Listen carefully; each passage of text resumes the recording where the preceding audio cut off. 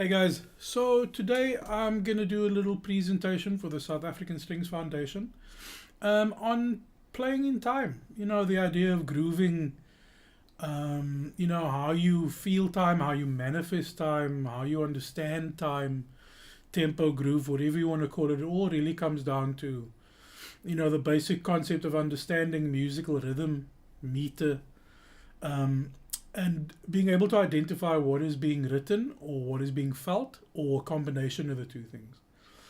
So, let's start at kind of the beginning of it. What does it mean to play in time, or what is the concept of time? Well, music doesn't kind of just happen without rhythm. Rhythm is one of the most innate, built in musical things, into the human body. Your heartbeat has a rhythm, it's calculated on beats per minute. So it's got a steady pace that it works at, and musically, higher paced things feel like more energy, lower paced things feel, slower and more sluggish, but they all kind of deliver different emotions and feelings and things that come with it. So if you want something to sound frantic and frenetic, it's got to be high paced. If you want something to sound peaceful and melancholic, you want it to sound slower. So the way we as musicians practice, really, you can start out early, kind of building foundational things, and good habits are supposed to build up good time. So I always refer to, your own built-in intrinsic time, your sense of the distance between two musical beats, So being able to feel and establish something after hearing one or two reference points or pitches, rhythmically, and then spacing everything in between. So, you can play like a scale and okay, cool, that's nice, but it's, it's out of time. So I'm not saying it's musically less relevant, but it's also nice to hear something statically in time. It gives you kind of a sense of direction, purpose, meaning. But, for us as musicians, there is a definite functional value here. You need to be able to feel everything and understand what it means to you to feel it in such a manner. So, again, when you play different instruments, it's really going to manifest differently. So, like, if you're a drummer, or if you play electric bass like myself, or electric guitar, the reaction time and the sound from the point of striking your instrument or plucking your instrument to it generating a sound's pretty quick. But when you play a wind instrument, your air has to pass through a certain amount of tubing, plumbing, and then generate a sound. The same as, for bowed instruments, because, it has to develop sound over a certain frequency at time. And, like the lower the string, the slower it is to generate, the higher the string, the quicker it is to generate. So, you might think you're playing in time to a metronome, but because of your instrument, you're consistently late. Or if you overcompensate, then you play ahead. And then also, the way you play, like some people move when they play, others don't. And while that's neither here nor there, sometimes the way you practice, sorry, excuse me, don't know why I'm yawning suddenly. The way you practice, and some people stamp their foot really loudly, and some have clicks and ticks and things that they do to help them keep time, and they don't necessarily help you keep time. So just as a very basic, simple exercise, one of the things that I really started doing, which is actually quite difficult, is to obviously get a metronome. This one's been with me for like 20 years now. Get a metronome and set it to as slow as you can take. So my metronome goes down to 40 BPM, which is that. So I'm going to keep that running. So the aim here is to play something conventional that that's comfortable. And really don't tap your foot, don't subdivide, don't bob your head, don't do nothing. Basically play from one note to the next, right? Don't subdivide mentally, don't go. So the way I'm treating that click is in a bar 4/4 music, it's being beat 1 and beat 3, or beat 2 and 4, whichever makes you happy. I'll treat it as 1 and 3. So 1, 3, So instinctively, you go 4. 1, 2, 3, right? Try to not do that. Try to literally play and feel the air between every point, and you'll find it's actually quite tricky. So here I go, and.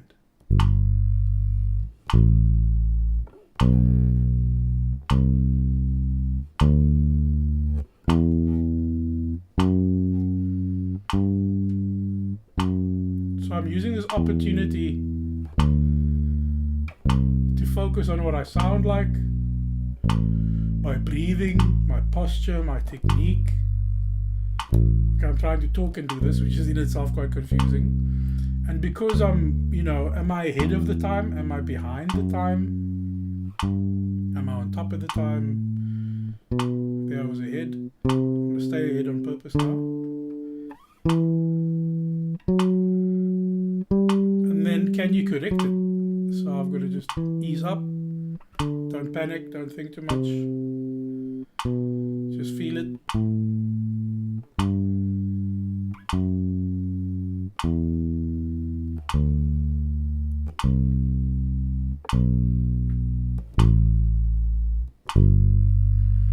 Right? Simple exercise, but when you do it, you'll find out it's pretty awkward actually. So, you want to empty out your mind. You don't want to think too much about subdividing just yet. You just want to live note to note and get used to feeling awkward and uncomfortable about it, right? Then what I did, or what I've learned from, there was a very nice workshop I went to once by Carlo Mbeli, and he gave this grid which I drew up very terribly and quickly. This is just an example of it, but I'll make it available. It's nothing spectacular. It's basically 8 blocks, and in every block is a rhythmic subdivision. So in the first block is a half note, a minim triplet, bar block 2. Block 3 is a quarter note. Block 4 is a quarter note triplet, and so on, right? So what you do is you take something innocuous, a scale or an arpeggio or a thing to practice, right?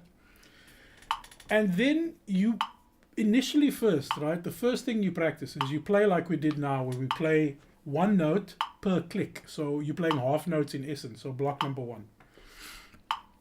Then, do that for 2 or 3 or 4 bars, right? Pick an amount. And then subdivide, because you also need to get used to what the subdivisions feel like. And the trick really is to pre-hear it before it gets there. So as an example, 1, 3, 1, 3, 1. So no subdividing just yet. 1, okay, end of 4 bars, right? So at the end of the next 4 bars, I'm going to go to quarter notes, which should be coming up now. Here's quarter notes.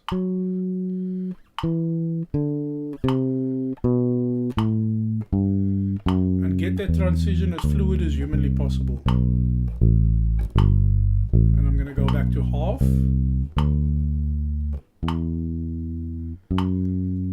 No hesitation, no rushing, no playing late. Quarter notes, because I've lost track of where the bars are now. Okay, so now let's just keep it simple. The next subdivision would be 8 notes. Okay, now hear what that sounds like. So before I've even played it, right, I'm hearing 1 and 2 and 3 and 4 and. So if I want to shift and, but I haven't lost sight of what my overall. So can I go back to half? Absolutely. And immediately I quiet my mind. Quarter. 8. Okay, so I'm going to upgrade this to 16ths. Can I hear what that sounds like?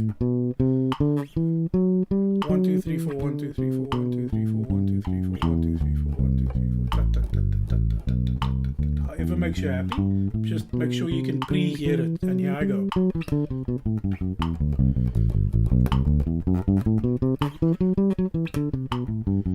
going to go back to quarter notes.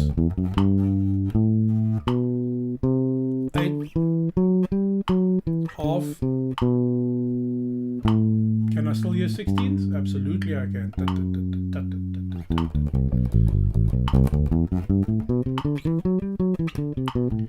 playing a bit slow, correcting my tempo.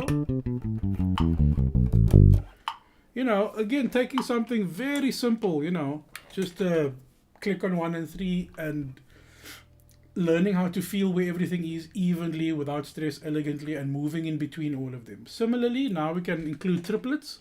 Now again, half note triplets are painful, so I'm going to give that a skip. So I'm now going to look at half notes, quarter note triplet, 8 note triplet, 16. 16 note triplet is hellishly fast for me. I'll see if I can do it. I'm not so sure I can because it's super quick. I'll give it a bash. Right, so here's half and pick another scale just for fun. Oh, sorry, half.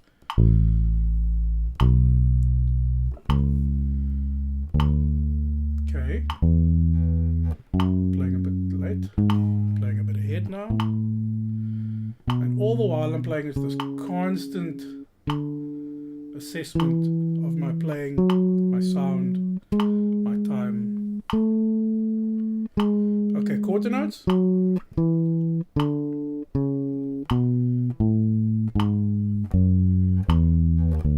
Quarter note triplet. So what would that sound like? Again, you need to get that into your head before you've even played it. So 3 quarters in the space of 2 quarters should sound like 1, 2, 3, 1, 2, 3, 1, 2, 3, 1, 2, 3. And all the while, I'm not stamping my foot, I'm not somehow manifesting the time somewhere else. I'm just trying to feel the time. There I've gone back to quarters because I wasn't sure if I was still on triplets. I'm talking and trying to do several things at once. So here's triplet.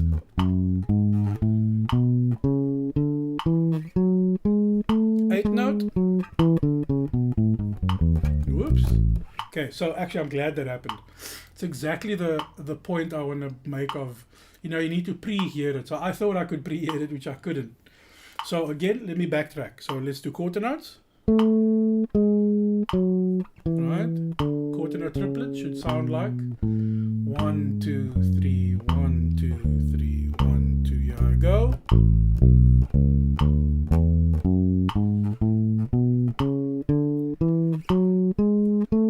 So what do 8 notes feel like?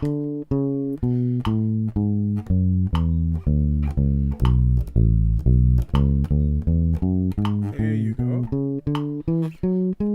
Go back to quarter. Quarter triplet. 8th note. And just, you know, keep doing this for a while till you feel comfy. So the next obvious step would then be to, I just messed up there, sorry. The next obvious step would be to go to 8th note triplets. Right, so let's get into 8ths. 8th note triplets should be 1, 2, 3, 1, 2, 3, 1, 2, 3, 1, 2, 3, 1, 2, 3.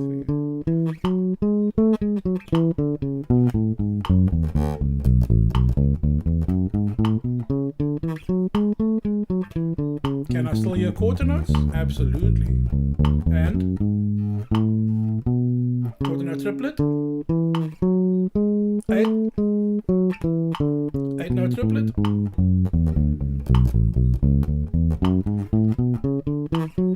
16.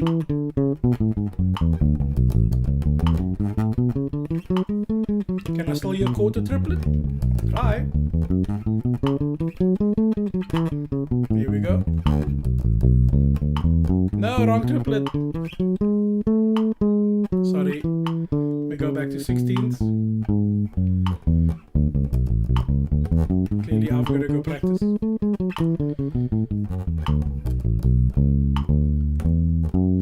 To finesse that one a bit. But this is exactly the kind of thing to be practiced. And again, I haven't stopped playing the single scale. It's literally just about, you know, building up your, let's say, your rhythm strength, your internal clock. You know, and that goes a long way into your ability to, you know, it helps with sight reading, because sight reading really, the difficult part about it is rhythm, you know, almost more than pitch, which is always contentious. But that's definitely, as a bass player, that's definitely the way I feel about it. And again, like I say, keep in mind your instrument. You know, if the if you know your instrument takes a while to generate sound, then you obviously have to preempt. You're going to be a little bit ahead so that by the time your note is at full bloom, it lands with the subdivision and the click that you're aiming for. So like when I play fretless bass, because the instrument generates a note somewhat slower, I have to kind of be early depending on the way I'm playing it. So if I really want to get that like more blossoming sound, I've got to play ahead so that by the time the note lands and reaches its maturity or full bloom, as I say, that it's perfectly in time with your metronome.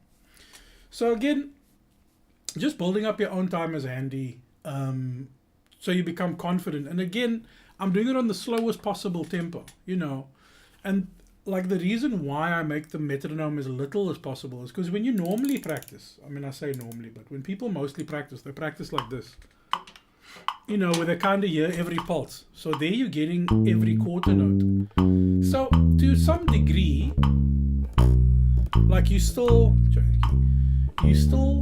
have to aim for accuracy, obviously, but when you keep getting the information at regular intervals, it's kind of easy to do. Even to play triplets now, 1, 2, 3, 1, 2. It's not really difficult, or as difficult as before. 8th note, almost easy because I just have to play half of whatever that is. Triplet, 16. Let's see if I can do 16 triplet.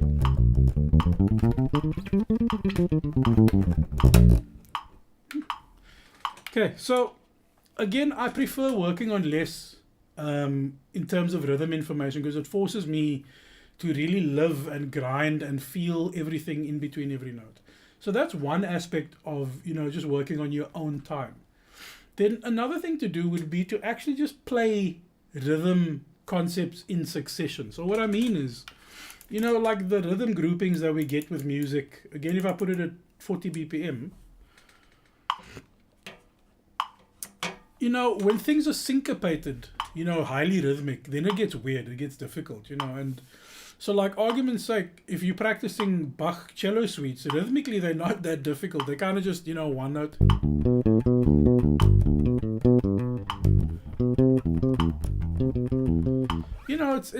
It's just a bunch of 8th notes or 16th notes in succession. There's no rhythmic syncopation like, it's not that, which is kind of, that's a bit tricky because now, the rest is it is as important as what the note value that was played was. So as an example, if you were just playing a very conventional, as a bass player, very conventional,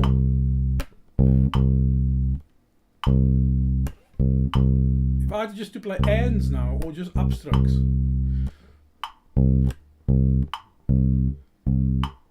not supremely difficult, right? But let's upgrade that and let's make it 16th notes. So you're playing every alternate 16th. So again, let's just get a basis of comparison. So now I want to play every alternate 16th from the one. So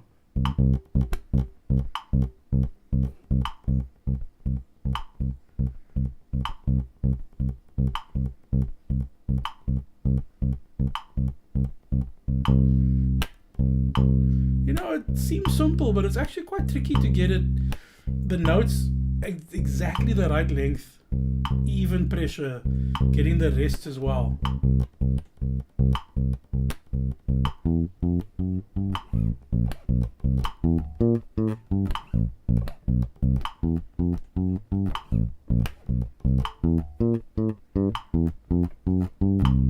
Just as an example, one of the things you could practice, or if you're going to practice 16ths, why don't we practice the first two and the last one? So first identify what they all are. 1, 2, 3, 4, 1, 2, 3, 4, 1, 2, 3, 4, 1, 2, 3. So what I'm saying is 1, 2, 4, 1. 1, 2, 4, 1, 2, 4, 1, 2, 4, 1, 2, 4. Or you play the first and the last. So 1, 2, 3.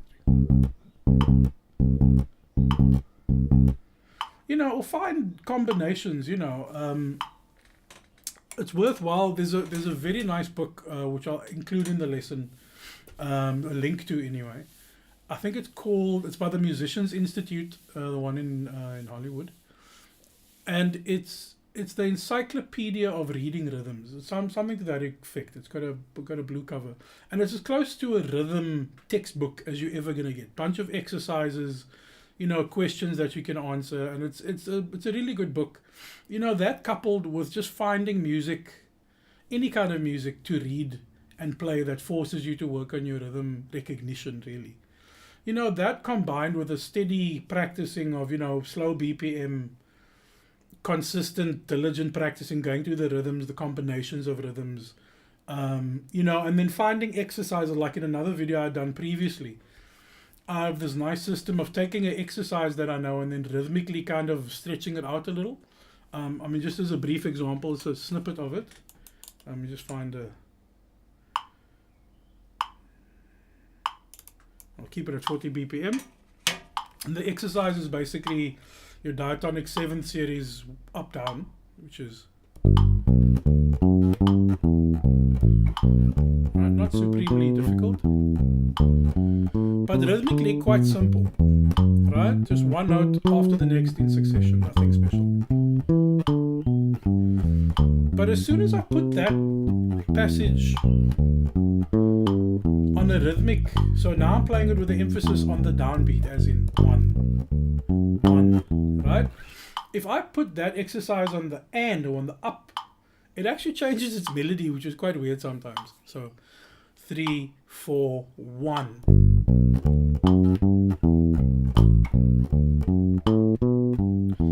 So the melody of the phrase that I once knew as has changed now to 4, 1, which is kind of cool actually, right? So that adds a little dynamic change, or a little melodic change, let's say. So you kind of just rhythmically putting it out. So then take the same exercise or the same scale, something again that you know. And the next upgrade for me rhythmically is to swing it. Because again, whether you play classical or jazz, at some point in your life, you're going to have to learn how to swing a rhythm. So take the same thing and swing it.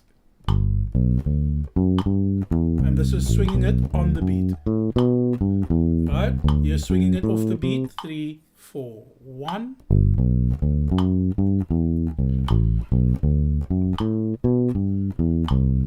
It's different. Then the next upgrade is to play it in triplets. So now remember, we've got a 4-note grouping. Every arpeggio is 4 notes long. And we're putting it into a 3-note grouping of triplets, which means there's going to be overlap. So slowly the triplet rhythm I'm looking at is 1, 2, 3, 1, 2, 3, 1, 2, 3, right? 8-note triplets. So 3, 4.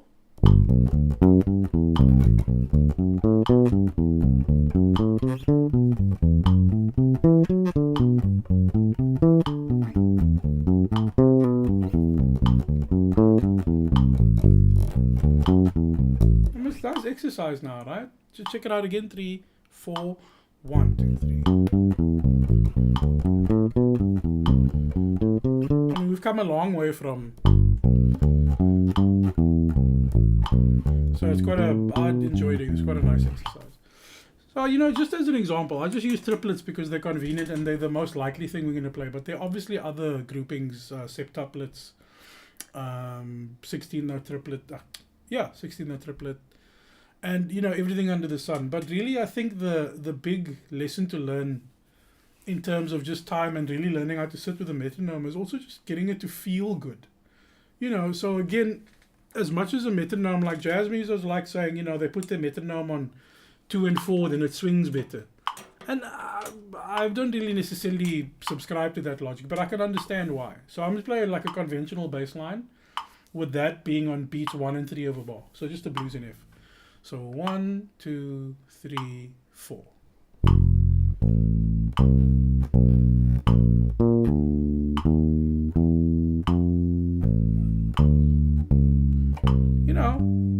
Again, the reason why I don't really have an opinion about it is because I just need a point of reference. If it doesn't swing, it's probably because I don't swing, right?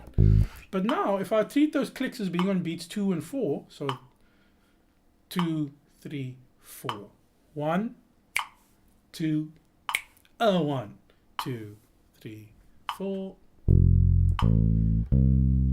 It's weird that it's got a kind of a lilt, a swang to it.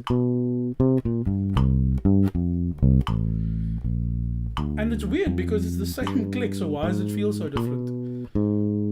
Well, because I suppose it is. It changes the way you accent, whether you mean to or not.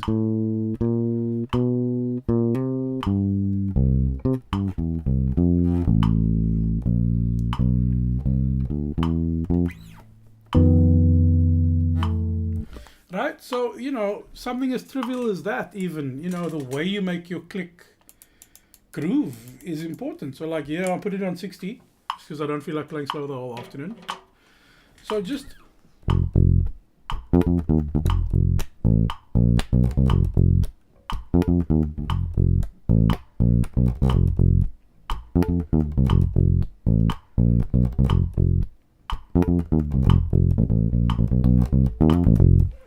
even if I'm just going to noodle and play a bass line, I want to kind of always do it in time. Now, again, I played that bass line like that. Now, check if I play kind of the same conceptually thing. Let me try and find I'll just find a bass line that I know.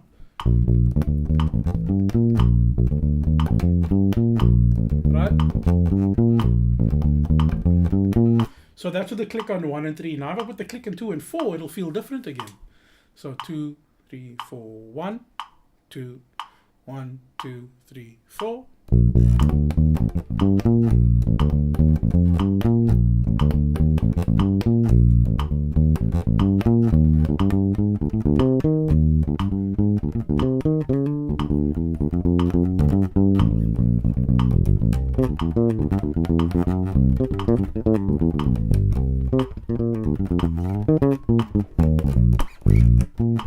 Or whatever, but again, getting your click to feel good really is something you want to practice and, spend quite a bit of time on. So this was just a very quick little take. Practice. Send me questions. I'm sure you can get my details on Facebook, social media, all that, or at the convention or foundation itself. Again, good luck. Have fun. And I'll see you around.